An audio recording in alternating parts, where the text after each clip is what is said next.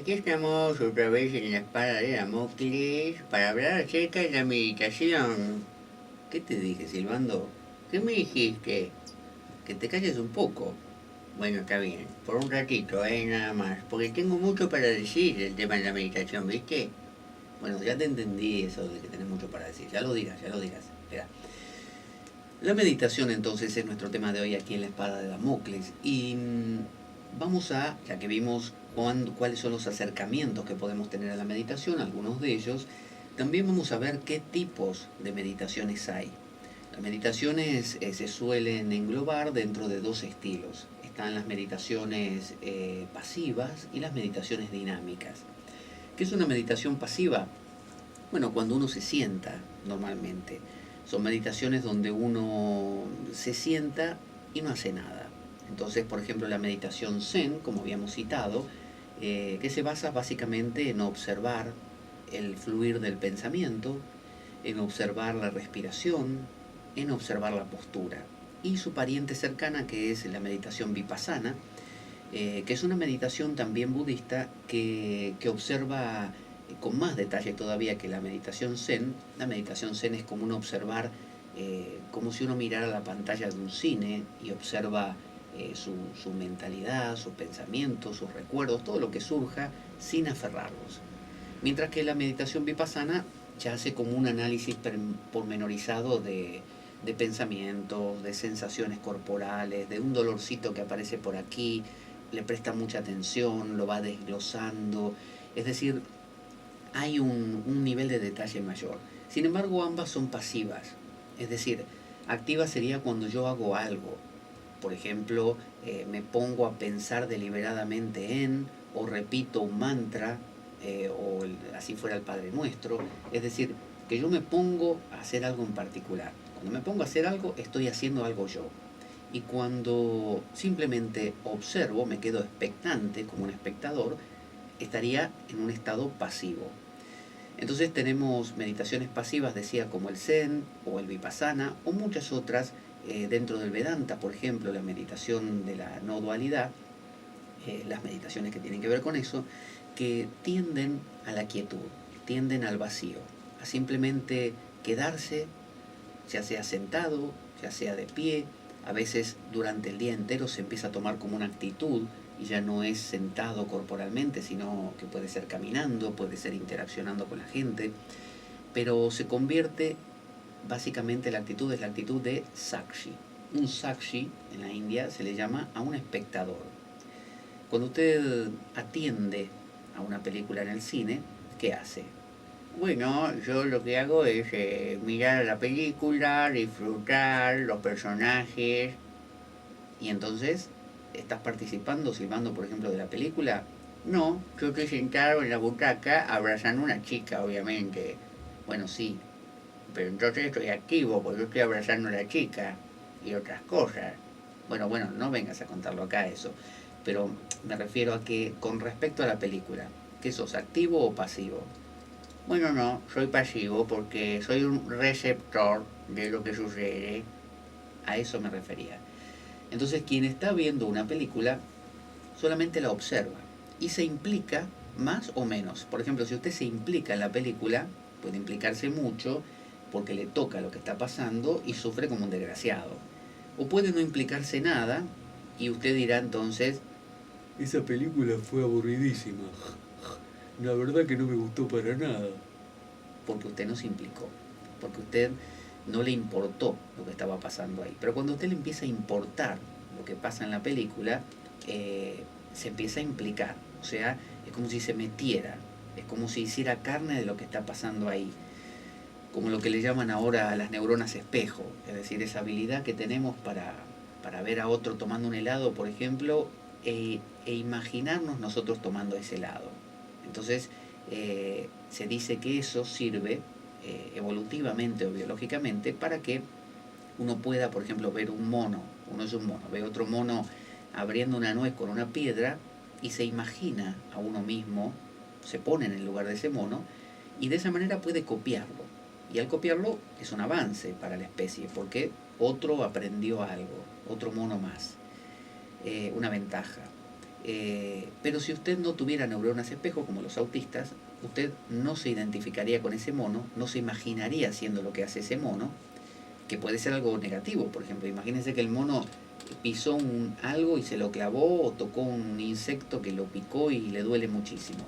Si usted se pone en el lugar del mono, usted se imagina a usted mismo tocando ese insecto y sufriendo un montón, no solo va a sentir compasión hacia el mono y quizá lo ayude, sino que va a saber que tocar ese insecto implica dolor, por lo tanto no lo va a tocar.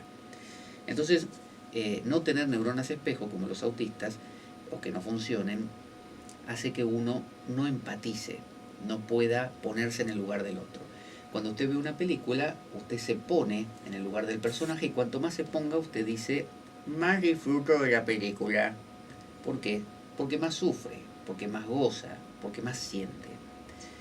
Lo que pasa es que en la vida, nosotros a veces lo que nos suele pasar es que nos identificamos demasiado, es decir, nos metemos demasiado en los personajes de la película y eso nos causa dolor, es decir, nos hacemos demasiado carne de lo que nos dicen, de lo que no nos dicen, de lo que nos pasa, de lo que recordamos, de lo que pensamos, de lo que otro podría llegar a ser, es decir, todo nos afecta demasiado. Entonces las meditaciones de Sakshi, de testigo, actúan como un contrapeso aquí, actúan como una especie de hacer justo lo contrario de lo que hacemos la vida entera. En lugar de estar constantemente identificándonos con lo que pasa, nos apartamos de eso y lo observamos desde lejos. Y es realmente un alivio muy grande, porque ya desde el vamos, desde el inicio, es como si usted se apagara un rato. Una de las cosas que más nos agotan a los seres humanos somos nosotros, básicamente. Si yo le pregunto a usted, ¿qué es lo que más, a ver, silbando, por ejemplo, sí, ¿qué es lo que más lo cansa a usted? Vos. ¿Cómo que yo? Sí, vos me tenés podrido ya con ese programa. Bueno, no, centrémonos en lo que estamos hablando. En serio hablando, silbando. Bueno, en serio. Lo que más me cansa soy yo, silbando mismo. Me tengo podrido porque estoy todo el día conmigo y me digo cosas, por ejemplo, silbando, ¿qué estás haciendo en ese programa del Espada de Damocles? ¿Por qué no estás en otro lugar mejor? Y cosas así. Entonces, como no paro, y estoy todo el día hablándome, hablando con los otros, pensando en lo que me dijeron, pensando en todo lo que tengo que mejorar y hacer y todo, me estreso. Y llega un punto que no doy más, estoy agotado. Y lo que quiero es descansar de mí, quiero apagarme. Bueno, eso es la meditación. La meditación es un apagar el yo. Es un apagar el yo. Podríamos resumirla así. Todo tipo de meditación a lo que apunta es a apagar por un rato, y cuanto más largo mejor, al yo. ¿Y qué pasa cuando se apaga el yo? No es que se encienda otra cosa. Cuando se apaga el yo, está lo que siempre estuvo, la vida misma, la vida entera, que incluía a ese yo. Solo que habíamos apostado toda la existencia, le habíamos dado toda la importancia al yo. A nosotros, si uno nos pregunta qué es lo más importante para nosotros, uno dice, para mí lo más importante, ¿qué va a ser yo? Si yo me despierto a la mañana y estoy yo, y el que resuelve los problemas de mi vida soy yo. Así que el más importante soy yo, obviamente. ¿Quién va a ser? Pibe. Es decir, estamos convencidos que somos nosotros el eje de la cuestión y que todo lo tenemos que resolver nosotros. Nos hemos convencido, como hemos visto en otros programas acerca de la no existencia del yo, que todo lo tenemos que hacer nosotros. O sea que cargamos como Atlas, ese titán griego, el peso del universo en nuestras espaldas. Y el peso del universo es el peso de las decisiones. Yo tengo que marcar el ritmo de mi respiración. Yo tengo que mover este cuerpo. Yo tengo que digerir esta comida rápido. Yo tengo que amar a tal persona. Yo tengo que vencer tal obstáculo. Yo tengo que dejar de sentir esto. Yo tengo que empezar a sentir esta otra cosa. Yo tengo que mejorar. Es decir, siempre yo tengo que hacer. Cuando uno viaja en avión y el avión despega, muchas veces uno clava los dedos en el asiento, agarrándose con fuerza, como si eso fuera a ayudar en algo. O uno levanta una pesa y tensa el cuello, por ejemplo, y uno dice, ¿qué tiene que ver mover una pierna con apretar los dientes? Nada. Sin embargo, uno aprendió a que aún las cosas que ocurren por sí mismas, como digerir, uno no puede acelerar la digestión. ¿Qué quiere que le diga? No puede. Y de la misma manera usted me dirá, bueno, por ejemplo, usted dirá, a ver, vamos a decir a Silvando que lo cuente. Silvando, a ver, ¿cómo dice uno con respecto a sus emociones? Por ejemplo, uno dice, no voy a volver a enfadarme más. Esto de enfadarme no me conviene porque ya me retaron en el trabajo y mis familiares me odian. Así que a partir de mañana, voy a entregar mi corazón a Jesús y voy a ser un ser humano nuevo. Es decir, hacemos eso. De la misma manera usted puede proponerse dejar de fumar o otras cosas. Y vio lo que pasa. Normalmente no funciona. Al otro día uno suele decir, o a la semana, la verdad que sigo siendo el mismo joputa de siempre. No me funcionó el tema, la verdad que no sé qué pasó. Quizás haga falta más esfuerzo, ¿eh? O es que no le entregué el corazón a Jesús del todo. ¿Me había guardado un ventrículo para mí? Es decir, uno tiende a pensar que hay algo más por hacer. Entonces, la meditación lo que nos ayuda es apagar por un rato a ese tipo, apagar por un rato a ese maldito que nos vuelve locos intentando controlarlo todo. Cada día, cuando dormimos, eso ocurre. Tenemos el sueño sin sueños y el sueño con sueños. Cuando estamos sin sueños, sueño que le llamamos profundo, ahí no hay yo. Y usted vio que es muy agradable ese estado. No en sí, porque usted no está para decir que es agradable. El yo no está justamente. Sino cuando usted despierta, dice, por ejemplo, qué agradable ahora que me he despertado. Estuve totalmente apagado, ¿viste? Y me hizo tan bien. Me siento nuevo, me siento. Entonces, cuando uno se despierta, después de haber estado apagado, no sintió placer en ese momento, obviamente, porque no estaba, sino cuando usted regresa, es ese sentir la ausencia. Es como cuando usted apaga la radio, después de mucho tiempo de estar encendida con música a todo volumen, y usted dice, y no es que disfrute del silencio, disfruta de saber que ya no está aquel ruido. Bueno, de la misma manera, la meditación, cuando usted aprende a meditar y desaparece el yo por ese rato, usted disfruta. No durante el rato que usted está meditando, en el caso que el yo haya desaparecido del todo, porque usted no podría sentirlo. Si el yo no desapareció del todo, sino parcialmente, se atenuó, pues no usted puede disfrutarlo porque todavía hay un pedacito suyo ahí. Pero es un placer igualmente, porque hay menos de usted. Cuanto más de usted hay, más sufre. Entonces usted pensará, pero entonces tenemos que matar al yo. Lo tenemos que eliminar, como dicen muchos, para que así no suframos más. Sí, pero si usted elimina el yo, ¿qué pasa, Sangrini? Si eliminas el yo, ¿qué pasa? Elimino el yo y no sufro. Sí, pero después no podés interaccionar con nadie. Es verdad, no me había dado cuenta. Claro, cuando uno elimina el yo por completo, por ejemplo el sueño profundo, no puede funcionar, no puede relacionarse, necesita un yo para relacionarse. El problema es que ese yo ha tomado proporciones inusitadas. Entonces, la meditación ayuda no a eliminar permanentemente el yo, porque si uno hiciera eso, se convertiría en un mineral. Mucha gente con la meditación, como dijimos, busca eso, busca el estado de no sentir, el estado de insensibilidad, y piensa que ese estado de paz que alcanzó en su meditación tiene que ser como una especie de burbuja de la cual no quiere salir nunca más. Entonces, claro, después cuando se tiene que relacionar, si es que tiene que hacerlo, sufre mucho, porque claro, disfrutaba demasiado en ese estado de paz y la sociedad le implica volver a tener un yo. Entonces, tenemos meditaciones pasivas, como estas de solo observar. Después tenemos meditaciones activas o dinámicas. Las activas pueden ser en distintos niveles.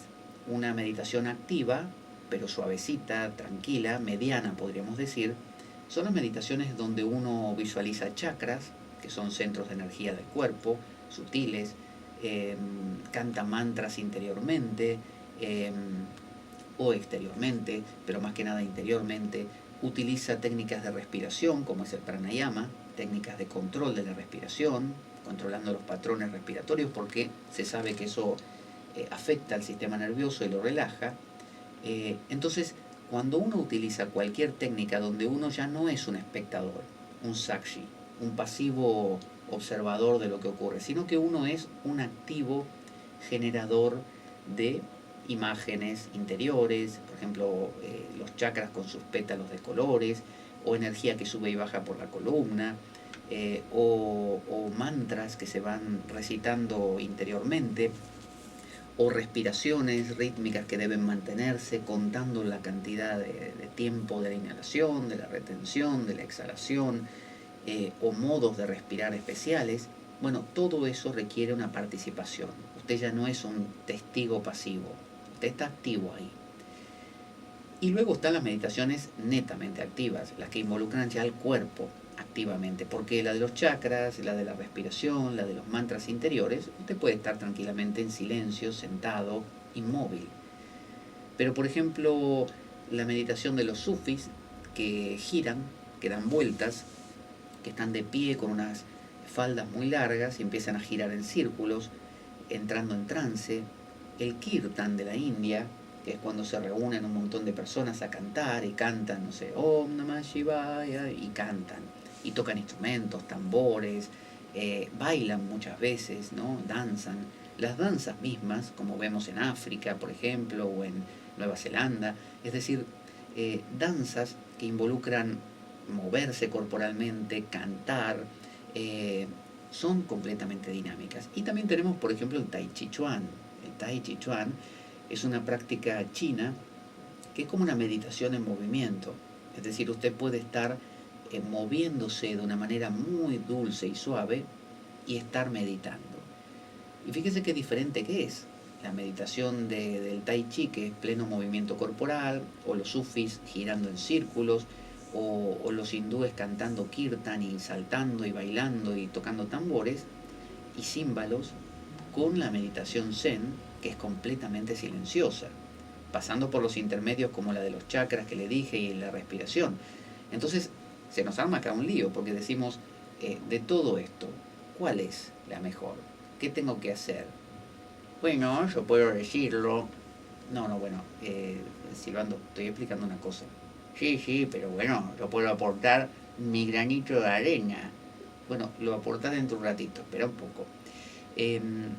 Estaba diciendo, antes que me interrumpiera acá el amigo Silvando, sí, ya sé, Silvando, que las meditaciones silenciosas y tranquilas y pasivas por completo son tan diferentes de las activas, frenéticas. Imagínese usted saltando, cantando, no sé, Hare Krishna, y tocando tambores, Krishna Krishna, Hare Hare, Hare Rama, Hare Rama, así, y a lo loco, y se entran en trances, es decir, se canta cada vez más frenéticamente, se suda, se salta, se ríe como loco, se rueda por el suelo. Imagínense los cantos de los evangélicos, por ejemplo, que son, o de los negros evangélicos, que cantan en el gospel.